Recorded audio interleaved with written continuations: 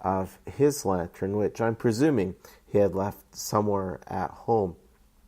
He spoke about how the JSA was all about family, and he spoke about fathers and sons, and he spoke about how other members of the JSA had their own issues as fathers.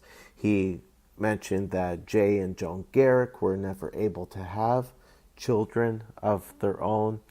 He mentioned that Ted Grant had lost his son, and that Carter Hall had neglected his son.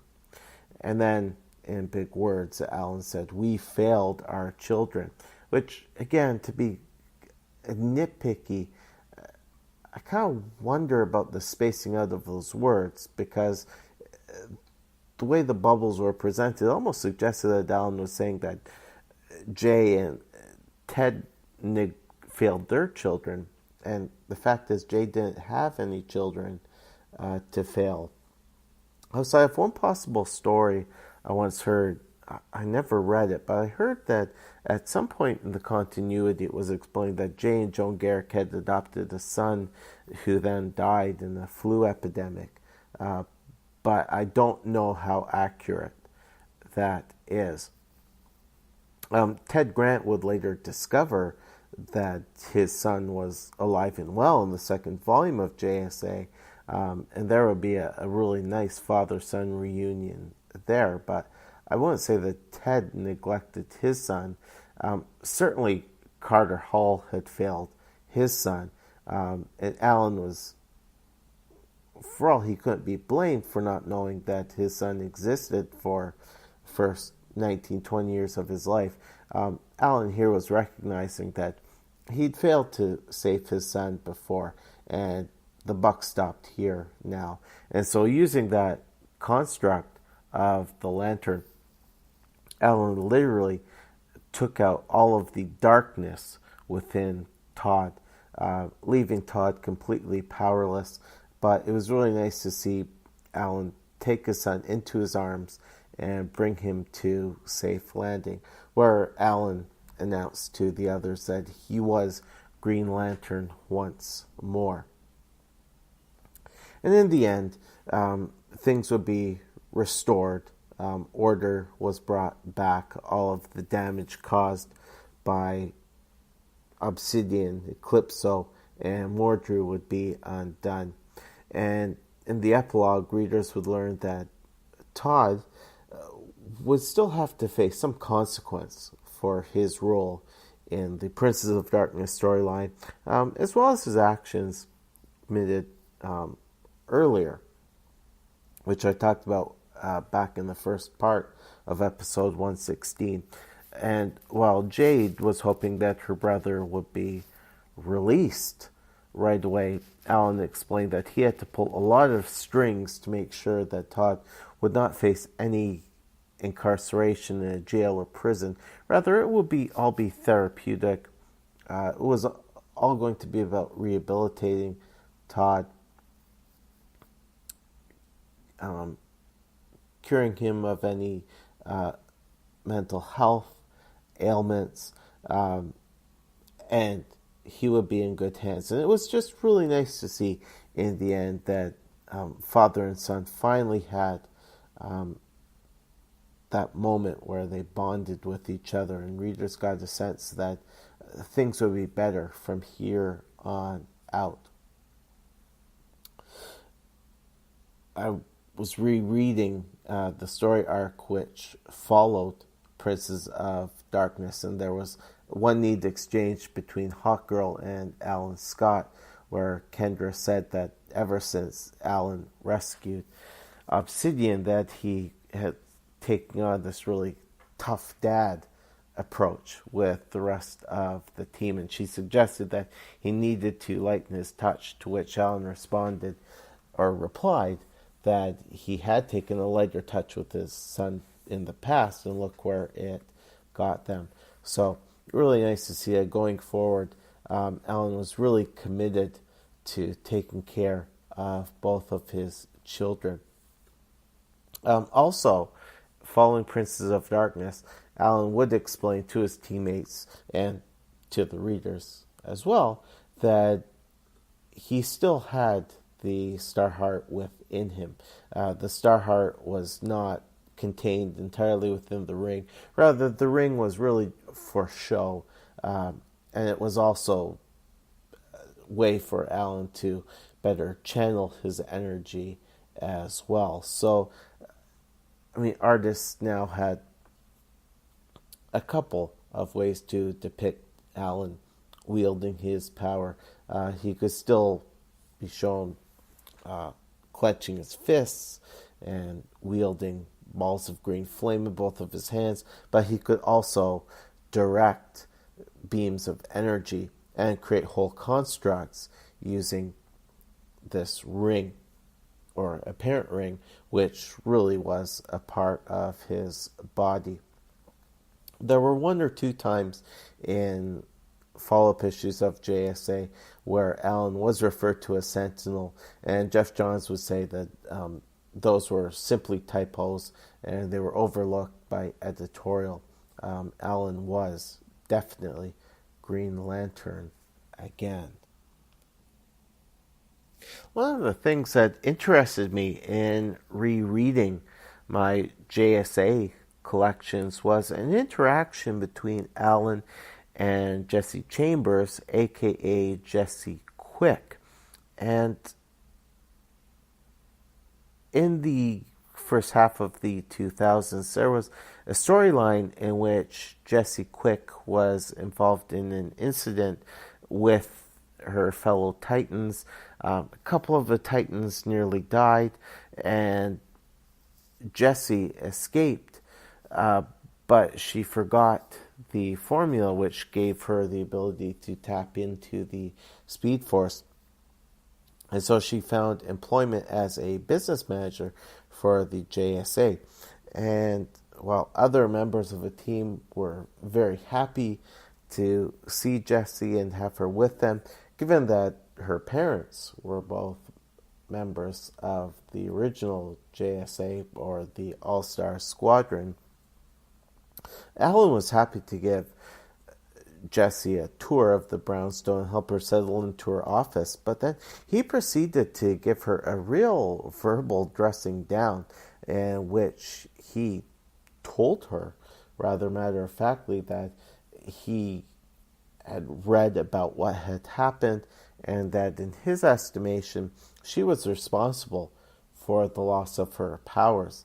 He also made her feel that she had to shoulder a certain level of responsibility for her teammates also almost getting killed.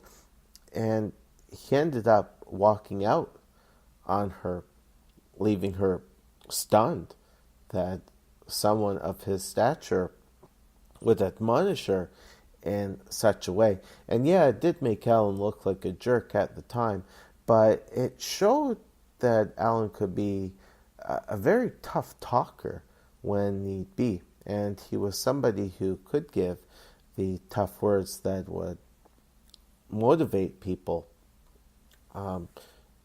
to do something, or to do something better for themselves. And as it turned out, it wasn't Alan being a jerk. Rather, he saw that Jessie had lost faith in herself, and what he was trying to do was he was trying to fire her up so that she wouldn't be content just to have a desk job. She would look for a way to get her powers back and to become a member of the hero community. And in time, she did that.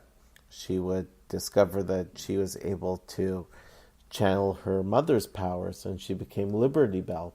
And in time, she would also learn relearn the formula which allowed her to access her speed powers on top of being Liberty Bell.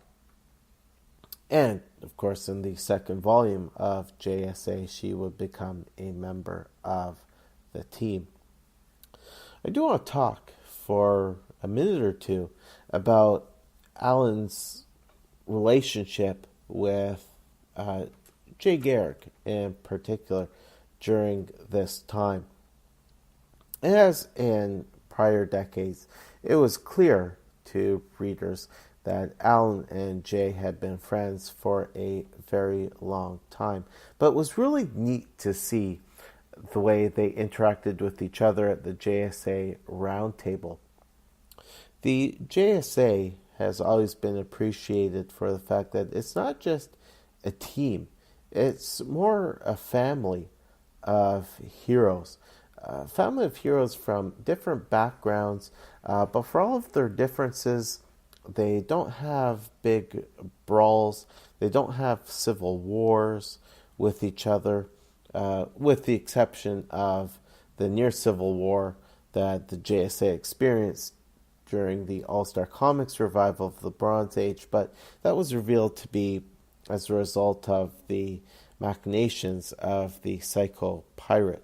But unlike other teams like the X-Men and even at times the Justice League, you don't see members of the JSA having these big verbal, emotional blowouts. They set a proper example for the rest of the DCU.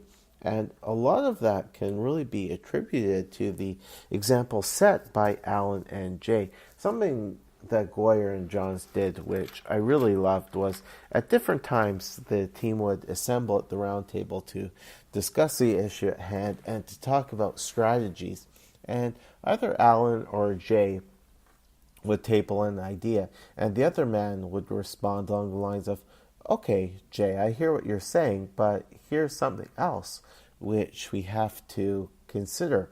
And I just like how Alan and Jay were modeling a proper way of having a disagreement, having a dialogue in a completely peaceful way without resorting to shouting or yelling or coming to blows. That set a really important example for the younger members of the team. And just one of the many highlights of the JSA series for me. Now, I mentioned that Alan Scott taking back the title of Green Lantern was the beginning of the softening of the editorial edict that there will be only one Green Lantern in the DCU. You know, as time passes, myself and other podcasters and comics fans see a general cycle going on in comics where every 50, 20 years, it seems, certain concepts fall out of favor, and so they're shelved for a time in favor of older concepts which are dusted off and made new again. And part of that is based on the current generation of writers looking back to their favorite stories from yesteryear. And by the mid-2000s, there was a growing interest in the Green Lantern mythology, going past just one Green Lantern. And again, much of the pre-Flashpoint era was about embracing legacy, taking the iconic characters, restoring them to their full and or former glory, bring back the originals like Carter Hall, like Oliver Queen, like Arthur Curry, and despite what a lot of people in and outside of DC Comics would have ever imagined, it was even time to bring Hal Jordan back. I mean, I don't remember Hal Jordan ever being referred to as a toxic character as Hawkman was by DC editorial during Grant Morrison's time on JLA. But it seemed nigh impossible to bring Hal Jordan back as a Green Lantern. After all that he had done as Parallax, how could he be redeemed in any way? How could he be allowed to become a Green Lantern? I mean, Jeff Johns pulled it off pretty well by bringing Hal Jordan back as the Spectre, and James DeMatteis, I feel, doesn't get enough credit for his work on his run of the Spectre, but the concept of Hal as a Spectre worked, and that shows Hal as someone who